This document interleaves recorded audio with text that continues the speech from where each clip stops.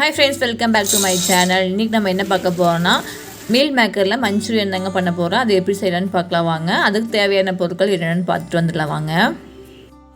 Meal maker 2 cup, சுடுதண்ணி, இஞ்சி பூண்டு பேஸ்ட் 2 டீஸ்பூன், கார்ன்ஃப்ளவர் 1 டேபிள்ஸ்பூன், மைதா 2 டேபிள்ஸ்பூன், சில்லி பவுடர் 1 டீஸ்பூன், உப்பு தேவையான அளவு, எண்ணெய், வெங்காயம் 2, capsicum 1, chilli sauce 1 tablespoon, vinegar 1 tablespoon, soya sauce 1 tablespoon, tomato sauce 1 tablespoon.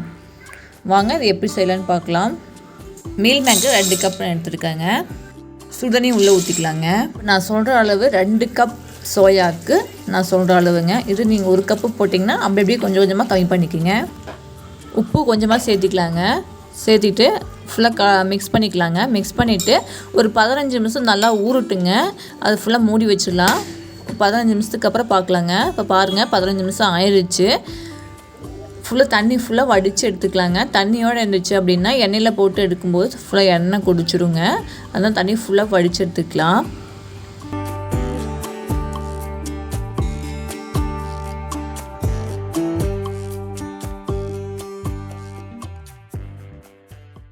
தண்ணி ஃபுல்லாக ஃபில்டர் பண்ணி வச்சுங்க. ஃபில்டர் பண்ணிவிட்டு வேறு பவுலில் மாற்றிட்டு இஞ்சி பூண்டு பேஸ்ட் 2 டேபிள் ஸ்பூன் போட்டுக்கலாங்க.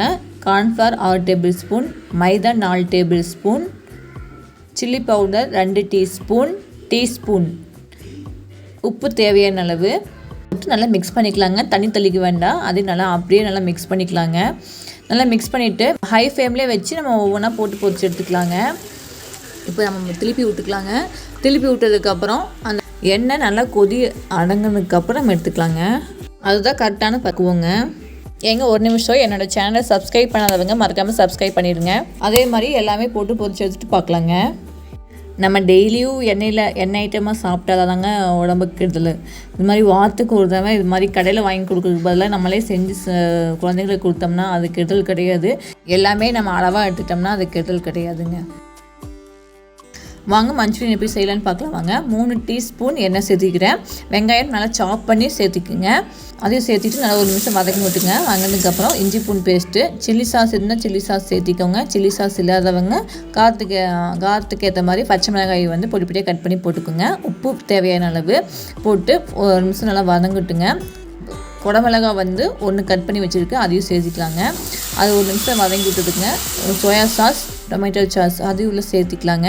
சேர்த்துக்கிட்டு நல்லா வதங்கிட்டுங்க. வதங்கினதுக்கப்புறம் 1 நிமிஷத்துக்கு அப்புறம் கரம் மசாலா 1/2 டீஸ்பூன் அதையும் போட்டு நல்லா வதக்கி விட்டுக்கலாங்க. வினிகர் 1/2 டேபிள் ஸ்பூன் இருந்தால் சேர்த்துக்குங்க, இல்லை அப்படின்னா விட்டுருங்க. சோள மாவு 1 டேபிள் ஸ்பூன் சோள மாவை கொஞ்சமாக தண்ணி ஊற்றி கலக்கி வச்சுக்கலாம். அப்புறம் வெங்காயம் இது மாதிரி பட்டப்பட்டையாக கட் பண்ணி வச்சுக்கோங்க. அது கடைசியில் சாப்பிடும்போது கொஞ்சம் நல்லா இருக்குங்க. சோயாவும் அதுவும் சாப்பிடும்போது கொஞ்சம் நல்லாயிருக்கும். அதுக்காகத்தான், அது கம்பல்சரி கிடையாதுங்க. சோள மாவு தண்ணி கரைச்சி உள்ளே ஊற்றிக்கலாங்க. கார்ன்ஃப்ளவரை கொஞ்சமாக தண்ணி அது திக்காகும் பார்த்திங்களா, அதனால் கொஞ்சமாக தண்ணி சேர்த்திக்கிறேன். உங்களுக்கு ட்ரையாக வேணும்னா நீங்கள் கார்ன்ஃப்ளவர் கரைச்சி ஊற்ற வேண்டாம். கொஞ்சம் ஜூஸியாக வேணும் அப்படின்னா நீங்கள் கார்ன்ஃப்ளவர் கரைச்சி உள்ளே ஊற்றிக்கிங்க. பாருங்கள், ஒரு 2 நிமிஷம் நல்லா கிளறி மிக்ஸ் பண்ணி விட்டுருலாங்க. அவ்வளோதாங்க, சட்டுன்னு பண்ணிடலாம். பார்க்குறது தான் பெருசாக இருக்க மாதிரி தெரியும். ஆனால் நம்ம ஈஸியாக நம்மளே பண்ணி கொடுக்கலாம். கர்நாடகாவில் ரொம்ப ஃபேமஸுங்க. நம்ம ஊரில் கோபி அப்படின்னா காளான் இல்லாட்டி காலிஃப்ளவர் கொடுப்பாங்க. ஆனால் இங்கே சோயாவில் தாங்க இது மாதிரி செஞ்சு கொடுப்பாங்க. சோயாலையும் பண்ணுவாங்க, இல்லாட்டி முட்டைக்கோஸ்லையும் பண்ணுவாங்க. நான் சோயானிக்கு சோயாவில் பண்ணி பார்த்துருக்கேங்க. எவ்வளோ சாஃப்டாக இருக்குதுன்னு பாருங்கள். நீங்களும் செஞ்சு பாருங்கள். செஞ்சு போட்டு கமெண்ட்டை சொல்லுங்கள்.